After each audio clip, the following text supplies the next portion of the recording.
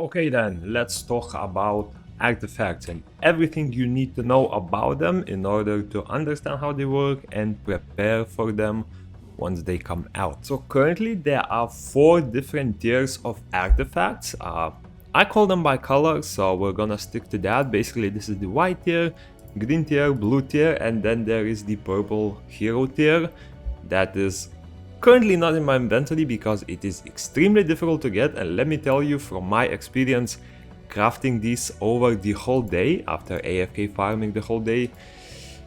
Yeah, if you plan on ruining up or rather artifacting up all of your monsters, if you have like 20 plus monsters built, trust me, stick with blue ones. The odds of getting purple ones are insane, and I'll explain them in a second. But essentially how it works is artifacts give you, first of all, 3 base stats, so attack, defense and HP, and then they will have an artifact skill effect. And these base stats get higher as the tier of the artifact increases. So for white and green tier ones, they are always the same. You can see 15 attack, 15 defense, 200 HP. And once you power them up, it will be 30 attack, 30 defense, 425 HP. For green ones, it's 20, 20, 300, and once you power up, it will become 50, 50, 750. For blue ones, it has some randomization based on the class, so you can see a mage will have more attack, less defense, a support will have sort of balanced stats, more heavy on the HP. Basically, a warrior would have more defensive stats, while a mage would have more offensive stats. You can sort of understand it like that. Now, the way you obtain higher tier artifacts is by the combination menu, and the odds of this are pretty low for the higher rates, but thankfully for the lower ones it's decently high. So in order to get a green artifact, you have to combine 3 white ones, and the chance for that is 75%. I don't know if this is a bug, but let me tell you that much. The odds seem to be the worst. I have been crafting numerous white artifacts into green ones, and majority of the time I'm getting white ones. So I don't know whether it's me being not only unlucky, but like super unlucky. I've crafted like hundreds of these, and pretty much all of them turn back into white. So I don't know whether these are the odds or what, but yeah. For green ones, the chance to succeed into the higher tier is 50%. And yeah, as you can see, successful, got a blue one. And for blue to purple tier, it is unfortunately only 10%. So yeah, if you want to understand how expensive it is to get these artifacts, look at this. Okay, so to give you a brief explanation of the costs of them, here are basically the calculations that I've done based on the odds, right? So I'll try to explain what it means, but basically, in order to craft 1 purple artifact, you will need an average. Keep in mind, this is not the minimum, this is not the maximum, this is the average. So basically, if you're crafting like 10 purples, you'll need an average of 210 blue artifacts. But yeah, for 1 purple artifact, you will need an average of 21 blue artifacts, because you can count it this way. With a 10% chance, you will succeed every 10th craft on average. Again, this is everything on average, because percentage odds are always random. So you would be failing 9 crafts, which means that you combine 3 and you get 1 of the same tier back, which means you're losing 2 artifacts 9 times, that's a total of 18. And once you get a successful craft, it will turn into purple, but it will use up all 3 artifacts. So basically, 21 blue ones will give you 1 purple one. Then, to craft 21 blue ones, you will need an average of 105 green artifacts, by going by the same logic with a 50% success chance. And in order to craft 105 green ones, you will need 385 white ones, assuming the 75% chance on average. So yeah, in order to craft 1 purple, you need 21 blue ones. So this is pretty much the main reason why I say stick to blue ones. Work on the purple ones on the side, but if you want to quickly set up your units to be powerful enough just to have any artifacts, yeah, it's gonna be rough. And yeah, I don't know if I showed the stats of the blue ones, but for the support run, for example, it turns from 42, 38, 500 to 105, 95, and 1400. So yeah, it's a pretty decent bonus. And now let's talk about the main way to get these artifacts. So the primary way is through alchemy level 3, and there is the artifact recipe right here. It's just a simple box. And yeah, to craft one of them, you will need 50 of these. So if you haven't started already, start gathering these. You get a lot of them from mining. I've done some brief calculations and you get like good 5,000 for 8 hours of AFK mining. So you'll definitely be able to stock these up quite a bit, assuming you have AFK timing. And then you'll need this item called the artifact shard. And this one is a little bit more limited, but you can get quite a lot with energy. So you can get it from the subjugation shop, raid coin exchange, and battlefield shop. So for subjugation one, it costs 50 tokens to purchase one item. This is not the best way. I will tell you what the best way is in just a second.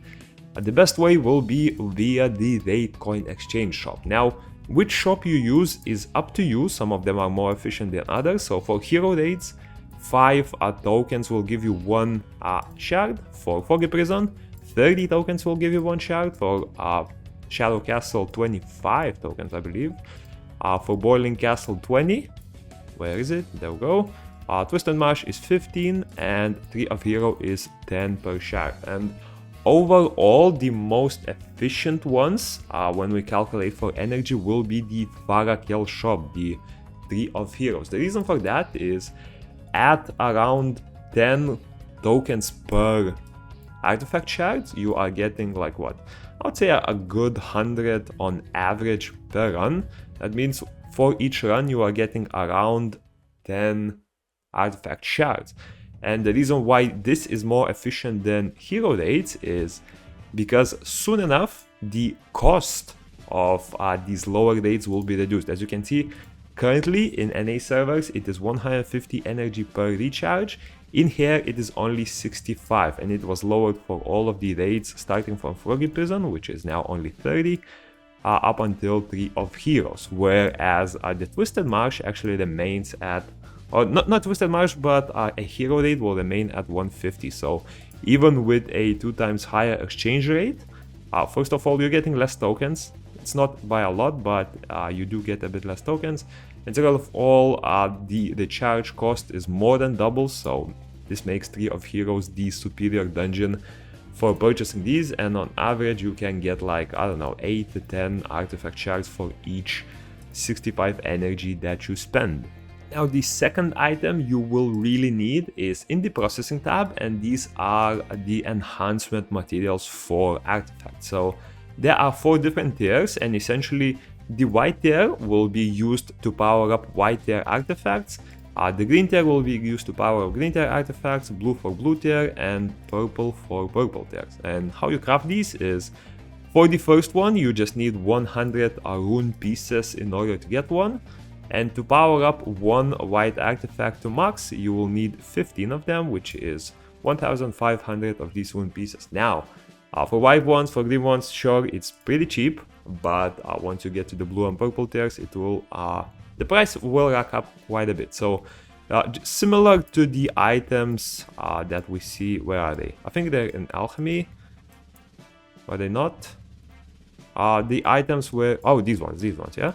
So similar to these items, the recipe is like that as well. So you need 3 of the previous tier for the green one, you will need 3 of the previous tier for the blue one, and you will need only 2 of the previous tier for the purple one. But yeah, once you get to these higher ones, I think the costs are like 100 and something of these just for 1 purple tier or for 2 purple tiers. So yeah, I expect to get quite a lot of these needed. And keep in mind, to power up an artifact you need 15 of each bubble. So if you check this one, to max it out you need 15 of these.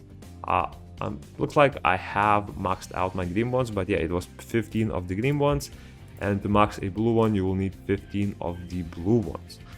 Now, last thing that you need to know about artifacts is these rune pieces. So pretty much rune pieces will be needed for a lot of the content. For level 80 you will need a lot of rune pieces. For artifacts you will need a lot of rune pieces. So if you are still crafting runes, stop immediately. Unless you are like maxed out at 1 million cap, you should stop crafting them and save them for September, as they will be super needed there. So in order to power up, let's say, a blue artifact, which is what I feel most of the people will be using for a good time at least, 13,000 in order to power up 0 to 15.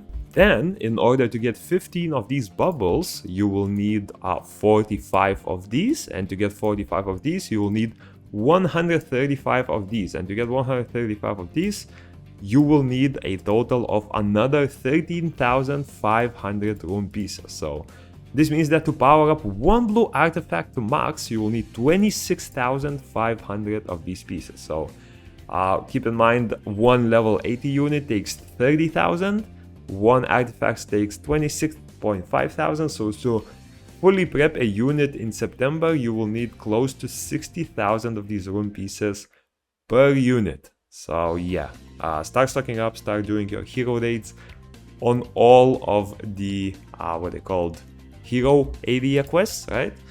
And one last thing about the disassemble. Pretty much when you disassemble an artifact, you will get several items.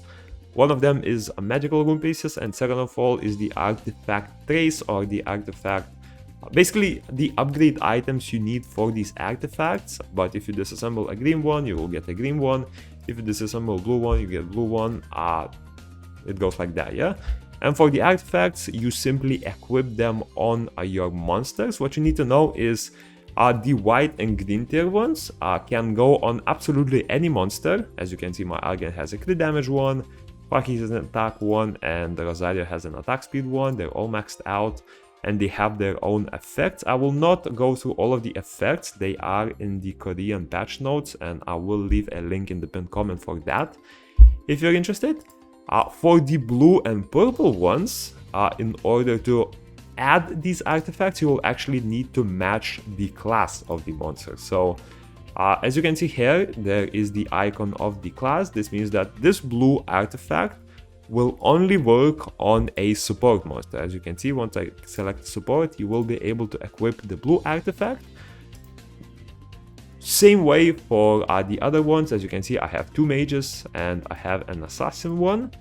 If the unit is not that type, as you can see, Azario is an archer, and if I try to equip a support artifact, you are unfortunately not able to do that. So yeah, keep that in mind when thinking of crafting purple artifacts.